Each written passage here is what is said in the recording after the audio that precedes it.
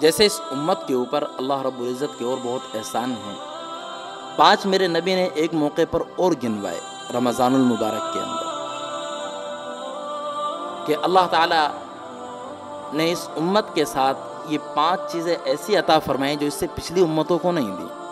روزے تو دیے، لیکن یہ 5 چیزیں اللہ تعالیٰ نے پچھلی امتوں کو نہیں دی۔ حضور صلی اللہ علیہ وسلم نے ایک ہی محفل کے اندر ان 5 چیزوں کو گنوایا اور صحابہ کو بتایا۔ ایک تو فرمایا کہ اللہ تعالیٰ روزے دار کے جو منہ سے بدبو اسمیل آتی ہے وہ اللہ تعالیٰ کو بڑی پسند ہے۔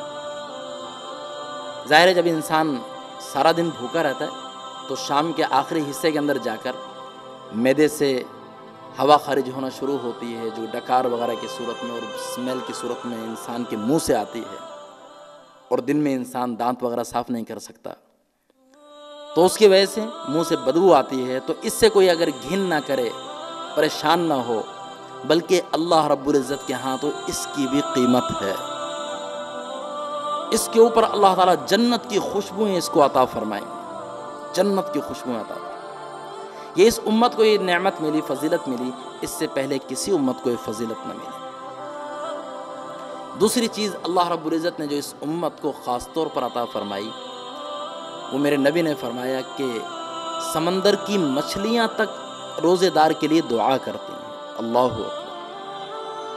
سمندر کی مچھلیاں، یعنی اتنی رحمت ہوتی ہے اس کے اوپر، اتنی برکتیں نازل ہو رہی ہیں کہ زمین کی ساری مخلوقات تو فائدہ اس روزے والے کی وجہ سے اٹھا ہی رہی ہیں، جو زمین سے دور ہیں، پانی کے اندر ہیں، تہوں کے اندر ہیں، وہ والی مخلوقات بھی اس سے اتنا فائدہ اٹھا رہی ہیں روزے دار سے، ان کو بھی رزق مل رہا ہے، ان کو بھی عزتیں مل رہی ہیں، ان کو بھی برکتیں مل رہی ہیں، کہ وہ بھی دعائیں کرتی ہیں روزے دار کے لیے کہ تیرا بھلا ہو، تیری دعائیں قبول ہوں، تجھے 4 چاند لگیں۔ یہ میں ویسے دعائیں بتا رہا ہوں کہ وہ بھی دعائیں کرتی ہیں، اور روزے دار دعا کرتا تو وہ آمین کہتی ہیں کہ تیری وجہ سے آج ہمارے اوپر بھی رحمتیں اور برکتیں اللہ تعالیٰ کی نازل ہو رہی ہیں۔ تو دوسری خصوصیت میرے نبی نے یہ بتائی، اور تیسری خصوصیت آپ صلی اللہ علیہ وسلم نے فرمائی کہ وہ بھی کسی امت کو نہ ملی کہ سرکش شیاطین اللہ تعالیٰ اس امت کے لیے قید کر دیتے ہیں۔ جیسے رمضان کا چاند نظر آتا ہے، شیاطین، سرکش شیاطین قید ہو جاتا ہے، کہ جن گناہوں کی طرف یہ ایمان والا غیر رمضان کے اندر مائل ہوتا تھا، آج ان گناہوں کے اندر یہ مائل نہ ہو سکے، وہ گناہ اس کو اپنی طرف کھینچ نہ سکے۔ تو ہم دیکھتے ہیں کتنے بے نمازی خود بخود ٹوپیاں سر کے اوپر رکھ کے ہیں جی مسجد کی طرف دوڑے چلے آ رہے ہوتے ہیں، کتنے ہوتے ہیں ایسے۔ تو یہ کیا ہے کہ وہ شیطان جو پہلے ورغلاتا تھا اور کہتا تھا کہ ابھی وقت ہے، چھوڑو پرے نماز، بعد میں پڑھ لینا ہے جی، قرآن چھوڑو پرے، کیا وقت ضائع کر رہی، اتنی دیر دکان پہ بیٹھ جاؤ، فلاں کام کر لو، تو وہ شیطان ہی اللہ رب العزت نے قید کر دیا۔ وہ وسوسہ ہی نہیں ڈالتا، وہ دنیا کی حقیقت کو لا کے سامنے نہیں کرتا، وہ کہتا ہے ٹھیک ہے کوئی نیکی کر لے بھلا ہو جائے گا، تو اللہ رب العزت ان کو قید کر دیتے ہیں۔ یہ خصوصی فضیلت بھی اللہ رب العزت نے حضور اقدس صلی اللہ علیہ وسلم کی امت کو عطا کی۔ اسی طرح اللہ تعالیٰ نے حضور صلی اللہ علیہ وسلم کی امت کے لیے ہر دن کے اندر جنت کو آراستہ کیا، چمکایا۔ ایک گھر ہو تو اسے ہم 1 دن سجا لیں، 2 دن سجا لیں، 3 دن سجا لیں، کتنا سجا لیں گے؟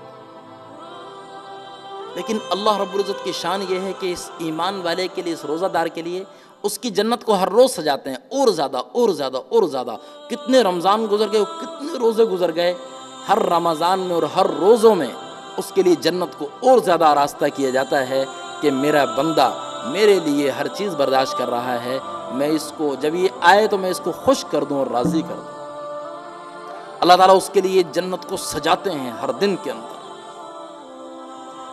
اور 5ویں اور آخری چیز کہ میرے نبی نے فرمایا کہ جب اس مہینے کی آخری رات ہوتی ہے تو اللہ رب العزت ہر روزے دار کی مغفرت فرما دیتے، اعلان کر دیتے ہیں کہ میں نے تمہیں معاف کر دیا، میں نے تمہیں بخش دیا۔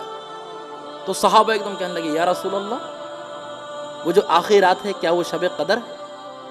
تو میرے نبی نے فرمایا کہ نہیں، بلکہ دستور تو یہ ہے کہ جب مزدور کا کام ختم ہو جائے تو اس کو مزدوری دے دی جائے.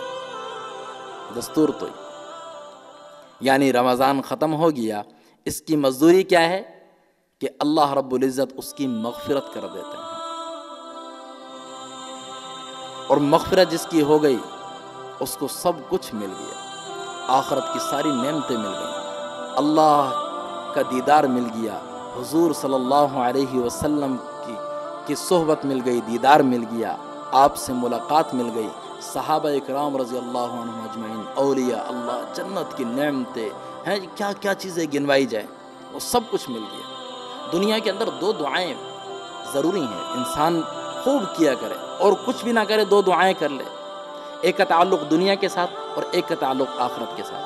ایک اور حدیث یاد آئی، حضور صلی اللہ علیہ وسلم نے فرمایا کہ اللہ تعالی روزے دار کے ہر روزے پر ایک دعا کو ضرور قبول کرتے ہیں، اور تو کرتے ہیں، ایک تو ضرور قبول ہوتی ہے پورے دن کے اندر.